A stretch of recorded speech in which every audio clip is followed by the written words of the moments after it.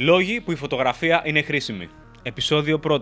Αναμνήσεις. Είμαι σίγουρος πως φωτογραφίες από τα παλιά θα βρείτε σχεδόν παντού.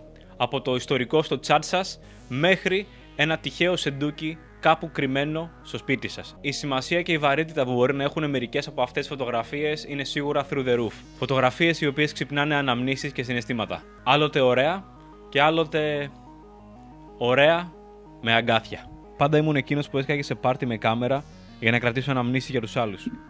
Ξέρεις να είμαι ο memory keeper της φάσης. Και αν με ξέρεις προσωπικά, σίγουρα κάπου στις συσκευές σου θα υπάρχει μία φωτογραφία που έχω τραβήξει εγώ. Το αγαπημένο μου πράγμα για αυτό το memory keeping είναι η δύναμη που κουβαλάνε.